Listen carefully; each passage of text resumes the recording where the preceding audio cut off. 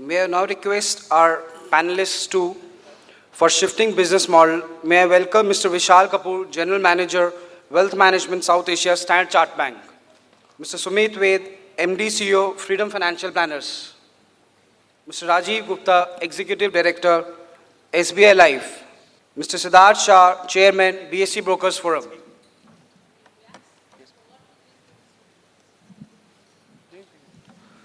May I present the memento to Mr. Vikas Sachdeva, please, from Deena Mehta, ma'am. Thank you. Yes.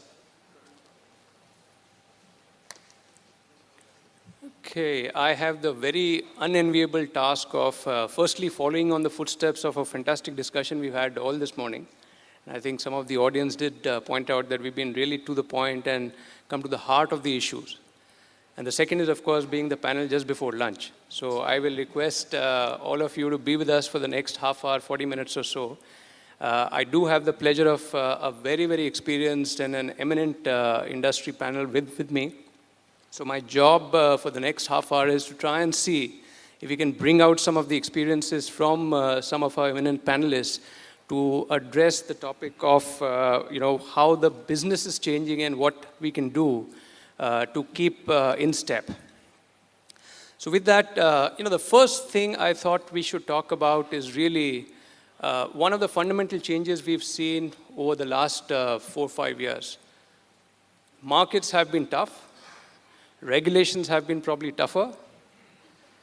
Revenue models have been completely, changed. And all of us as advisors or planners have had to adapt ourselves.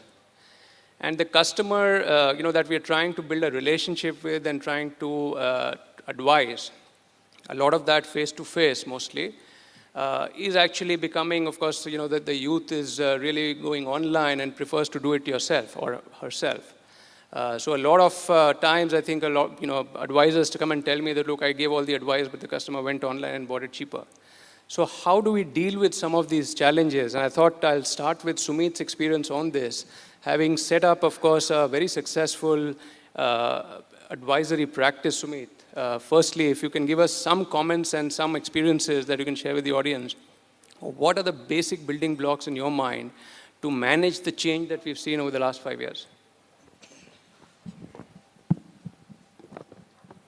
Good afternoon. Thanks, Vishal, to give me the starting point. It's always, the easiest because you set the context.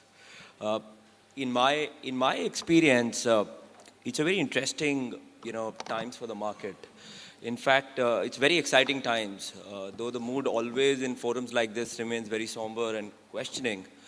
But as an entrepreneur who's in this, industry, even though we're not making money and the challenge is to stay afloat, but there's enough and more excitement in this industry, and the excitement is basically driven by a small point, as Rajesh also, preluded to that there is a huge need which needs to be addressed from the investors or the customer's point of view. The another challenging part or an interesting opportunity which continues to baffle me, and I like to highlight because there are few financial manufacturers who are sitting out here, and make it a point is we see a lot of attraction happening on the manufacturing side of our industry. We see mutual funds coming, we see insurances coming, we see lobbying happening for PFRD, etc., and all, with pension funds coming. There's a huge amount of capital which is coming into the manufacturing side of financial products. But somehow it's very surprising that hardly a capital is coming towards the last mile connect of this industry, which is distribution, which is advisory and all.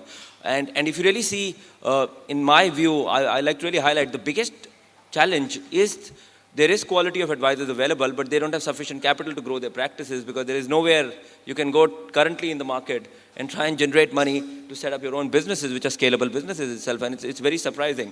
But that will tend to change. What this lack of capital is doing is that whole advice economics goes for a toss. And let's understand advice economics.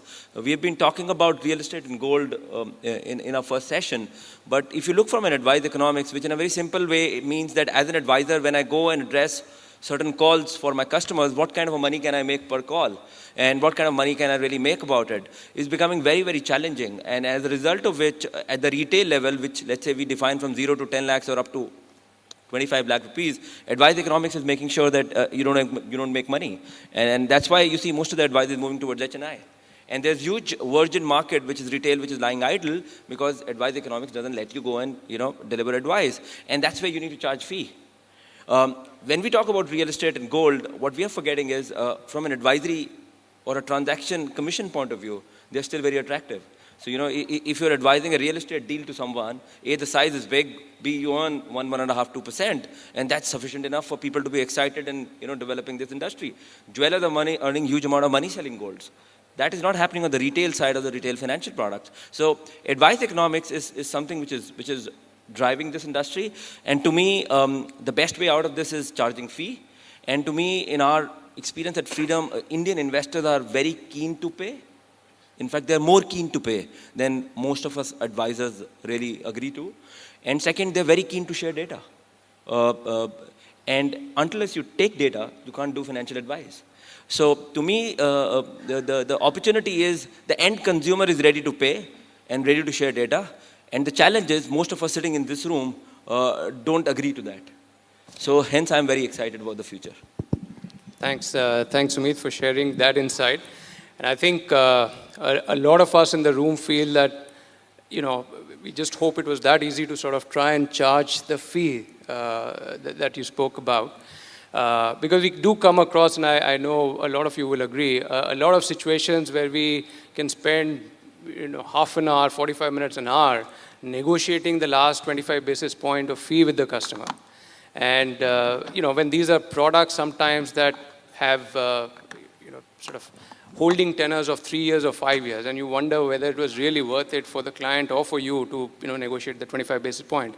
But we are sitting in the Bombay Stock Exchange, of the BSE, I should say, in the hallowed Rotunda Hall, which is seen a lot of wealth generated, as we spoke about in the morning. And I do think there is a lot of good experience we can try and get from the BSE. And I would then turn to Siddharth, because one of the things I think a lot of advisors do question is that how is it that the advisor is not able to charge 50 basis points or 1% or 2% or whatever your fee table is, while the stockbroker can charge quite easily the 40 basis, 50 basis, whatever the fee is, on both sides of the trade, on a trade that may happen 5 times, 10 times over in a year. So how is it, Siddharth, do you think that the broking community has not faced the same fee challenge that some of the non-broking financial players like funds or PMS or insurance have faced so far? Wish I could charge 40 basis point. Anyway, to start with, yes, I am a stockbroker for last 20 years. I was a member of BSE. I acquired subsequently NSE. Then I acquired another exchange. Then I acquired depository. So that's how my business is growing up. In a morning session, we said volume was, when trading was happening in outcry system, volume was 400 crore, 600 crore, something of that sort. And today we are dealing in lakhs of crore, we are talking of a daily volume. What has happened in this 20 years, since I joined stock exchange in 1991? Previously, you put an order, and the fate of the order comes to you maybe the next day if you are out of town, or maybe the same day in the evening if in the town. Technology has made everything happen. This huge volume, the transition has happened because of technology. First, we consolidated all exchanges in one screen.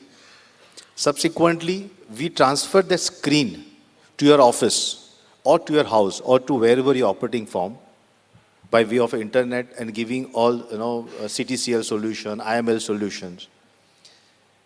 If you are not in office, if you are not at home, then if you are moving around, we have transferred the trading screen to your mobile. That is how we have created this huge volume in the exchange. So to me, if you ask, the tremendous transitions happen on the technology front, at least on a stock exchange, and that has seen the great volume. I used to charge 2.5% to my client on olden days. Today I'm charging 10 paisa, but still I'm making money because of the high volume.